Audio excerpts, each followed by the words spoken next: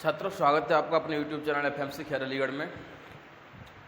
पिछले वीडियो में हमने मैथ के 12th क्लास के 1.1 के क्वेश्चन नंबर फर्स्ट के थर्ड पार्ट करा दिए थे।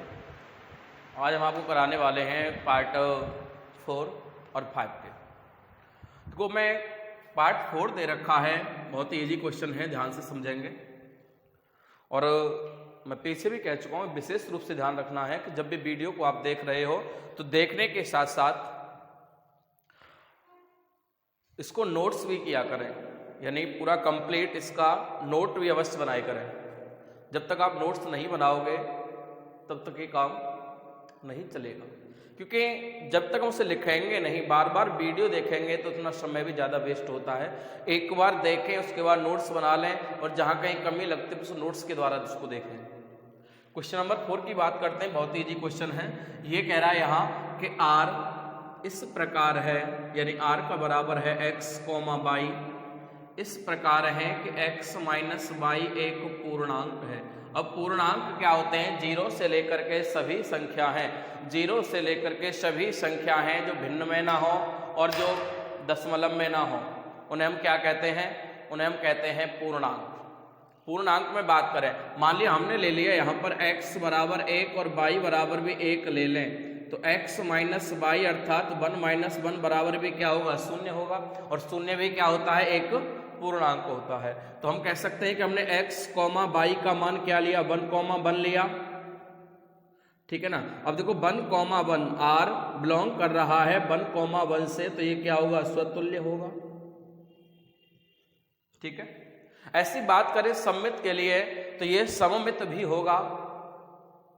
और देखो यहां हमसे धन पूर्णांक या ऋण पूर्णांक तो पूछा नहीं है भाई, यहां पूछ रहा है केवल पूर्णांक, तो धन भी हो सकता है और पूर्णांक क्या होते हैं? ऋण भी होते हैं। जैसे कि माना x बराबर 1 और y बराबर 2 ले लें, तो क्या होगा? x माइनस y करेंगे तो 1 माइनस 2 हो जाएगा, और y माइनस x करेंगे तो 2 माइनस 1 हो जाएगा।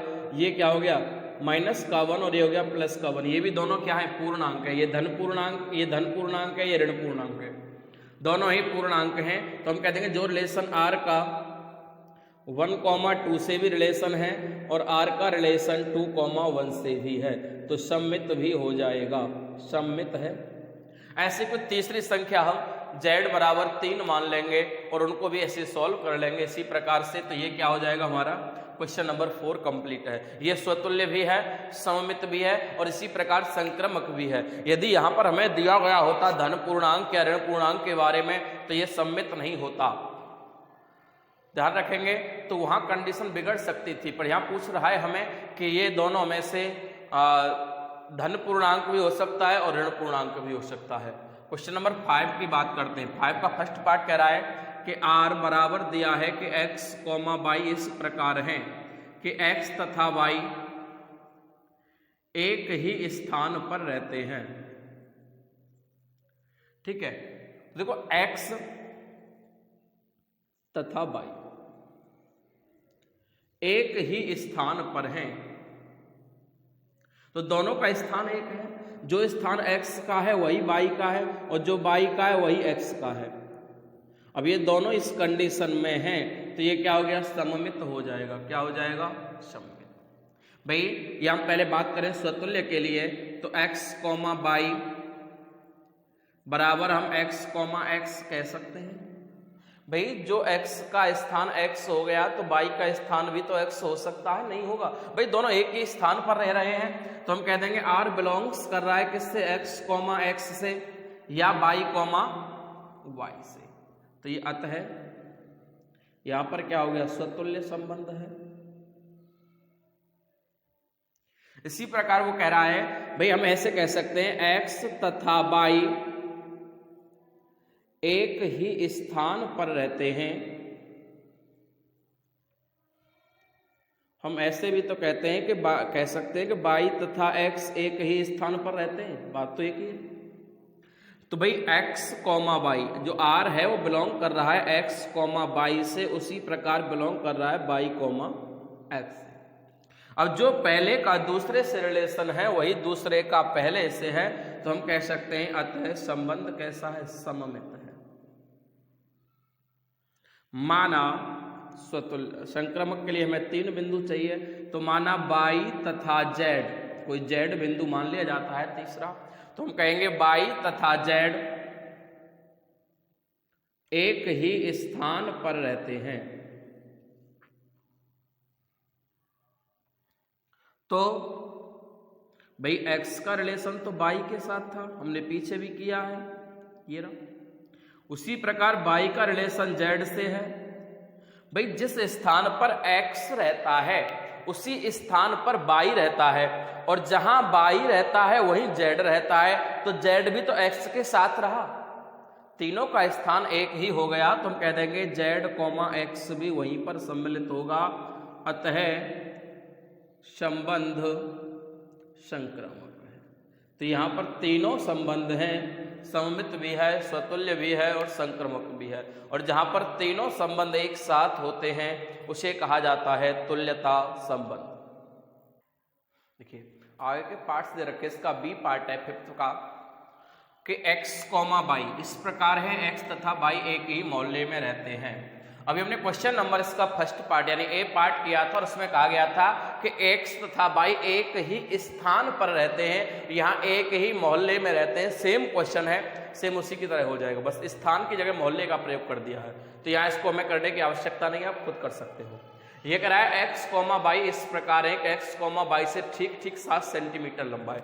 अब भाई x जो है बराबर है किसके, y + 7, अब y में 7 जोड़ेंगे तभी तो x के बराबर हो पाएगा, तो ये कभी बराबर तो हो नहीं सकते x के बराबर y। भाई x डज नॉट इक्वल होगा कभी भी y के स्वतुल्य नहीं है, कभी भी y बड़ा नहीं हो सकता है x से, क्योंकि ऑलरेडी उसने क्वेश्चन में क्या कभी ऐसा हो सकता है कि y लंबा हो जाए, नहीं होगा, वो हमेशा उसके बराबर, उससे आगे ही रहेगा x। तो ये क्या हो गया, तो ये सम्मित, भाई ये भी कभी नहीं हो सकता, तो ये सम्मित भी नहीं है। जब सम्मित, मैं पीछे बता चुका हूं, जब सम्मित और स्वतुल्य नहीं होते हैं तो संक्रामक तो होता ही नहीं है, ये ध्यान रखिएगा।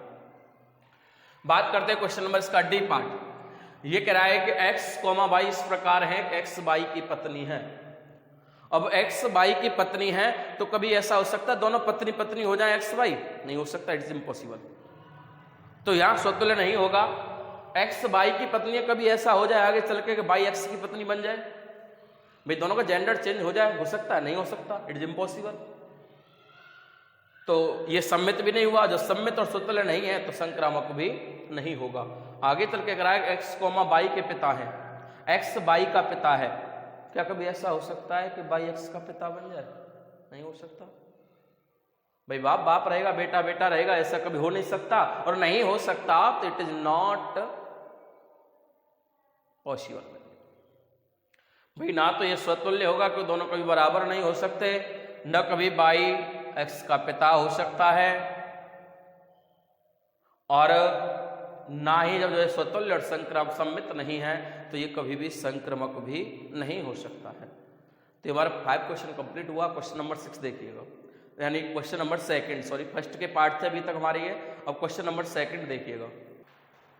क्वेश्चन नंबर 2 है, सिद्ध कीजिए r बराबर a, b इस प्रकार है कि a छोटा है या बराबर है b स्क्वायर के। तो यहां ध्यान दीजिएगा बेटा कि कोई 2 संख्या है और वो कह रहा है कि पहली संख्या दूसरी संख्या के वर्ग के या तो बराबर है या छोटी है। तो इसके लिए हमें पहले क्या करना पड़ेगा, और सिद्ध करना है कि ना तो स्वतुल्य है, ना सम्मित है, और ना ही संक्रामक है। ना तो स्वतुल्य है, ना सम्मित है, और ना ही संक्रामक है। और यहाँ r क्या है, कोई वास्तविक संख्या है। r क्या है, r एक वास्तविक संख्या है। वास्तविक संख्याएं क्या होती हैं, परमेय अपरमेय सभी संख्याएं क्या होती हैं, वास्तविक संख्या होती हैं। अब ध्यान दीजिए, यहाँ पर हम मानो भाई a, b की बात कर रहा है, मान हमने a बराबर 1/2 ले लिया। देखो स्वतुल्य चेक करना है तो हमें दोनों मान बराबर लेने पड़ेंगे। यदि हमें स्वतुल्य चेक करना है तो दोनों मान बराबर लेने पड़ेंगे। स्वतुल्य क्या होता है, x, y, यानी जो a का मान होगा वही मान b का होना चाहिए। तो हमने a का 1/2 लिया है और b का भी क्या लेंगे, 1/2 लेंगे। यहाँ रख के देख लो इसे, क्या इसको फॉलो कर रहा है, रखिएगा। तो a का मान तो 1/2 हो गया, b का मान क्या हो जाएगा, 1/2 का होल स्क्वायर, यानी 1/2 और ये हो गया 1/4। तो ये बराबर तो हुआ नहीं, नहीं हुआ तो कह देंगे R does not belong to 1,2, 1,2 belong नहीं कर रहा है, तो ये क्या हो गया, स्वतुल्य नहीं है। ठीक है, देखो यहां पर हम 1,1 भी ले सकते थे, ए का वैल्यू 1 ले सकते थे, बी का वैल्यू 1 ले सकते थे, क्यों नहीं लिया, इसलिए नहीं लिया क्योंकि हमें सिद्ध करना है कि स्वतुल्य नहीं है। यदि हम 1,1 ले लेते तो यह स्वतुल्य हो जाता, और हमें सिद्ध करना है कि स्वतुल्य नहीं है। सम्मित के लिए उल्टा करके देख लेते हैं, मानो अलग अलग वैल्यू ले लेते हैं। मानो हमने a बराबर 1/2 ले लिया और b बराबर 3/2 ले लें, है तो इसको यहाँ पर रखेंगे तो यह जाएगा 1/2 और यहाँ ले लेंगे 3/2 का स्क्वायर, तो ये आ गया हमारा 1/2 स्मॉलर देन इक्वल 9/4। चलो ये तो बात ठीक है, इससे छोटा है। इसको उल्टा करके देखें, क्या 9/4 छोटा है 1/2 से? कभी नहीं हो सकता भाई, नहीं है तो क्या करेंगे, R does not belong to 1,2, 3,2, 3,2, 1,2, अतः सममित नहीं है।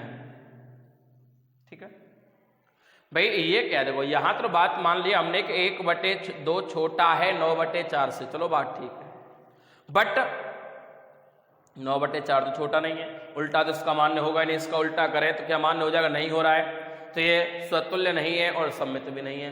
और मैं पीछे बता चुका हूं, जब स्वतुल्य और सम्मित नहीं है तो संक्रामक भी नहीं होगा। आगे क्वेश्चन नंबर 3 देखो, क्वेश्चन नंबर 3 है, जांच कीजिए।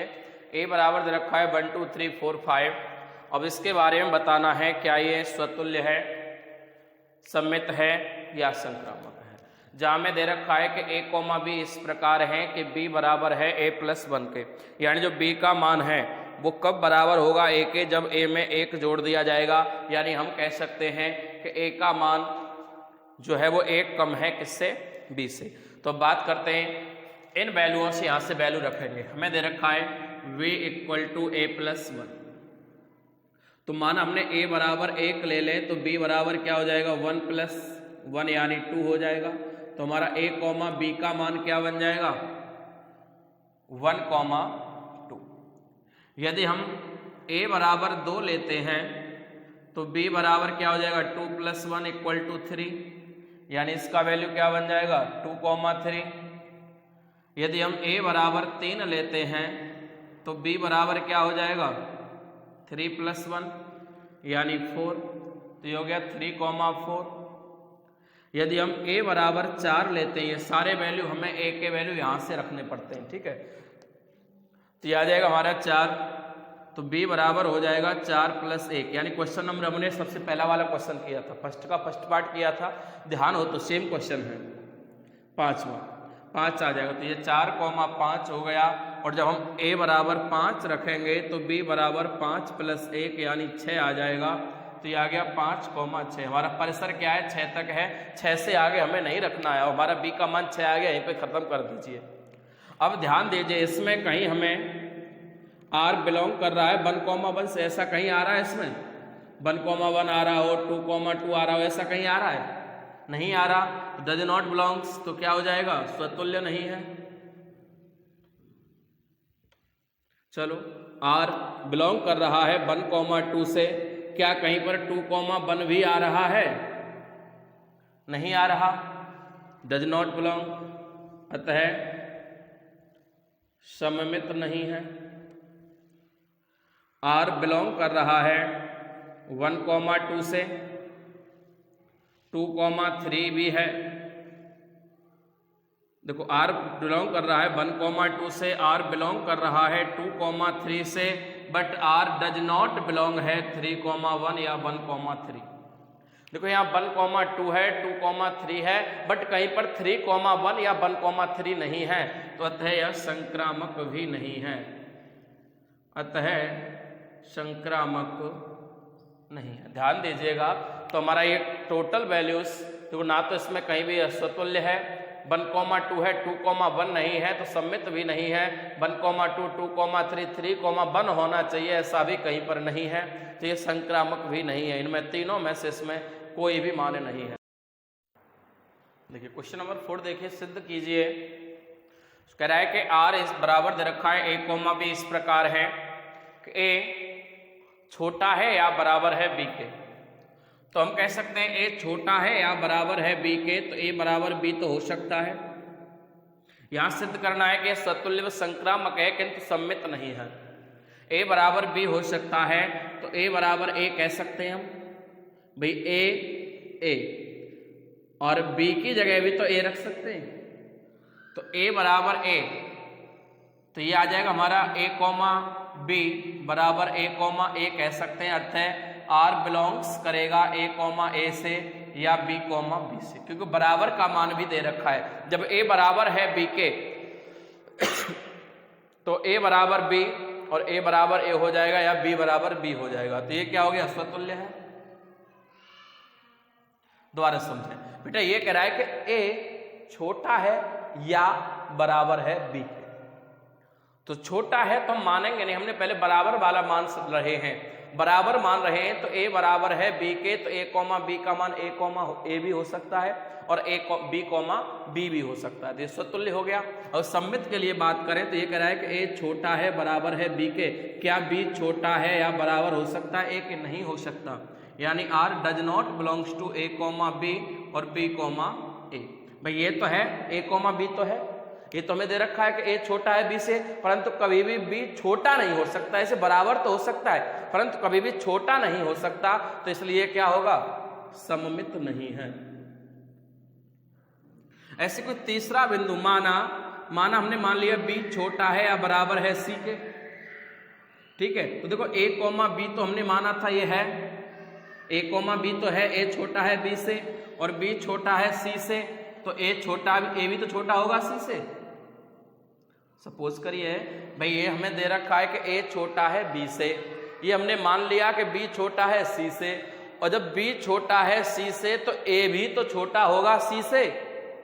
तो ये तीनों क्या हो गए, संक्रामक संबंध है, संक्रामक है, स्वतुल्य है, संक्रामक है किंतु सम्मित नहीं है। और यही हमें सिद्ध करना था। क्वेश्चन नंबर 5 देखें, ये कह रहा है कि आर, सभी क्वेश्चंस को साथ ही साथ नोट अवश्य करिए। जब तक नोट्स नहीं करोगे तब तक आपको समझ में नहीं आएगा। क्वेश्चन नंबर 5 बोल रहा है कि ए कोमा बी इस प्रकार है कि ए छोटा है या बराबर है बी क्यू के। सेम क्वेश्चन नंबर सेकंड की तरह, सेकंड में स्क्वायर आ रहा था और यहाँ पर क्यू आ रहा है, सेम क्वेश्चन नंबर सेकंड की तरह करेंगे इसे।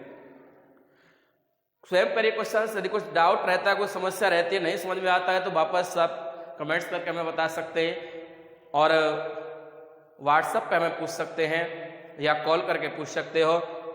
जैसे आपकी इच्छा हो वैसे पूरा आपको सॉल्यूशन दिया जाएगा, परंतु पहले स्वयं कोशिश करें 1-2 बार। क्वेश्चन नंबर 6 है, हमें कोई एक समुच्चय दे रखा है 1 2 3 और उसमें दे रखा है कि 1 रिलेटेड है 2 से, 2 रिलेटेड है 1 से। सिद्ध करवा रहा है कि सम्मित है, स्वतुल्य संक्रामक नहीं है। तो हमें स्पष्ट दिखाई दे रहा है कि आर बिलोंग कर रहा है 1,2 से, आर बिलोंग कर रहा है 1,2 से और 2,1 से।